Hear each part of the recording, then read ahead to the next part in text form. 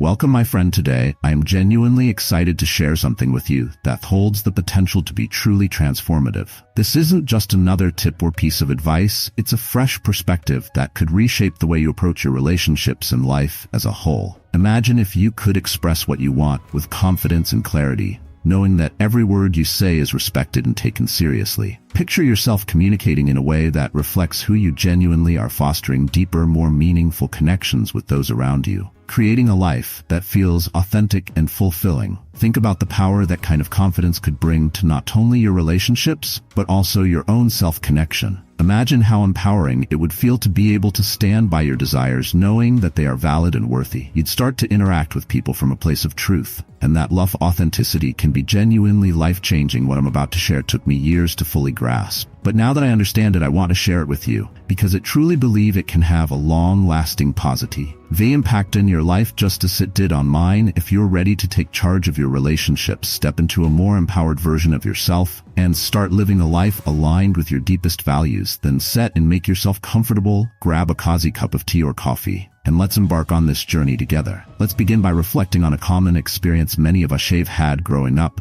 Received so much well-intentioned advice from family members, teachers, and friends about how to get along with others. We were often told things like, always be polite, don't as. For too much it's important to fit in and put others before yourself. As a child, I never questioned these messages. They seemed like essential lessons for building strong, healthy connections. I thought that if I wanted to be liked and respected, especially in romantic relationships, I needed to be agreeable, accommodating, and avoid pushing too hard. So that's what I did for many years. I focused on being polite and agreeable, rarely voicing my own desires, and I made an effort to always go with the flow. Conflict was something I avoided at all costs, but here's the catch: by constantly putting others first and rarely expressing what it really wanted, I was unintentionally ignoring myself. I was setting aside my own needs and desires to keep everyone else comfortable, which over time left me feeling unfulfilled and even resentful. Can you relate? Have you ever found yourself just going along with what others wanted, without stopping to ask, what do I want? Perhaps you've even found yourself saying yes to things you weren't interested in, just to keep the peace or avoid conflict. If so, let me assure you, you're far from alone. Many of us grew up believing that passivity was the key to keeping the peace. But here's the truth: when we habitually set aside our own needs and desires, we're not living authentically, we're not being true to ourselves.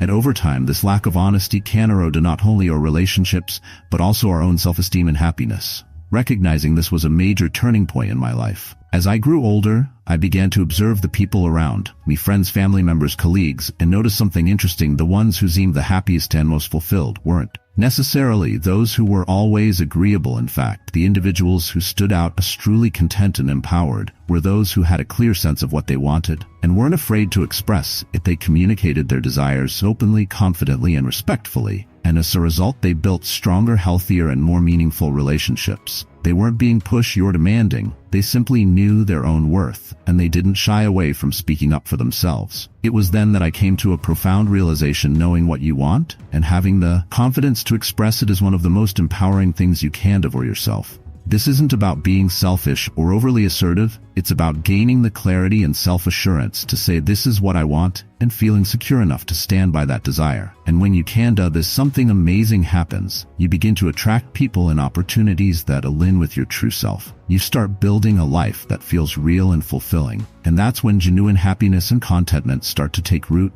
When you say, I want something, it's not just an expression of preference. It's a powerful statement about who you are and what matters to you. You're demonstrating to the world that you have clarity, confidence, and direction. These are qualities that naturally draw people in. Whether it's in a romantic relationship, a friendship, or even a professional setting, people are naturally drawn to someone who knows what they want and expresses it with respect. There's an important distinction to be made here. Assertiveness is not the same as aggressiveness. Assertiveness means expressing your desires in a way that honors both yourself and others, while aggressiveness is about pushing your desires onto others without regard for their feelings or needs. The assertiveness I'm talking about reflects confidence, is self-respect, and genuine consideration for others' perspectives. When you're clear about what you want, you're not only showing respect for yourself, but you're also making it easier for others to understand and respect you. Effective communication is the foundation of every meaningful relationship. And when you communicate openly and honestly, you create an environment of trust and openness. When you say, I want something, you're not merely making a request, you're inviting a dialogue based on honesty. And that's where real connection happens. So how can you start building this kind of mindset? Moving from a passive approach to rooted in confidence doesn't happen overnight. It's a gradual process, but it's absolutely within reach. I'd like to share an exercise that has helped me immensely, something I call the I want practice here. It's how it works for the next week. I encourage you to choose the phrase, I want, at least 5 times a day. Try it in conversations with anyone. Friends, family, co-workers, or even the barista at your favorite coffee shop. The aim is to get comfortable expressing your desires in everyday situations, no matter how small they might seem. For example, instead of passively accepting whatever coffee the barista prepares, try saying, I want my coffee a little stronger, please. Or when making plans with friends, don't just go along with whatever is suggested. Say, I want to go to that new restaurant, or I want to see that new movie.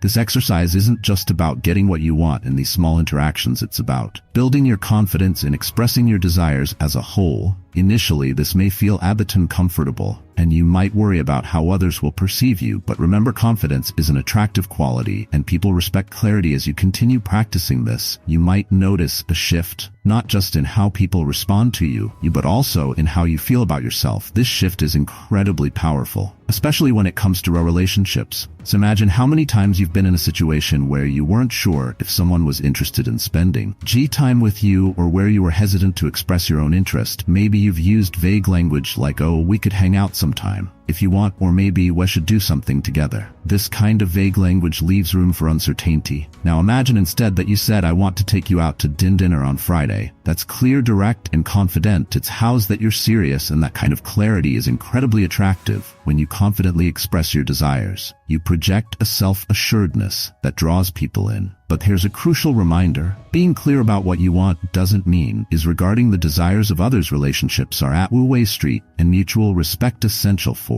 building strong, lasting connections. When you're clear about your own desires, you're also creating space for the other person to be clear about theirs. This is how genuine communication happens, when both people feel heard, respected, and valued. For some of you, this might feel like a big leap. You might worry, what if I come across as too assertive? Or what if I get rejected? But here's the thing, vulnerability is a source of true strength. When you express what you want, you're showing the world and yourself that you believe in your own worthy, as there's always the risk of rejection, but that's a natural part of life. The more comfortable you become with expressing your desires, the more you'll realize that rejection isn't the end of the world. It's often just a stepping stone toward finding the right connections. So here's my challenge for you. This week, start practicing the I want exercise. Notice how it changes your interactions with others, and pay attention to how it affects your confidence and self-image. You might be surprised by how much easier it becomes to express yourself, and you may find that people respond to you with grace, respect, and positivity. This is just the beginning of a journey toward becoming more confident, authentic, and aligned with your true self. If you found this tip helpful, I'd love to hear from you. Leave a comment below with words, I want, to show your commitment to practicing this exercise. And don't forget to subscribe to the channel, like this video, and share it with friends who might benefit from this message. Well deserved to live lives that are rich with meaning, connection, and fulfillment. And by taking small but meaningful steps toward expressing what we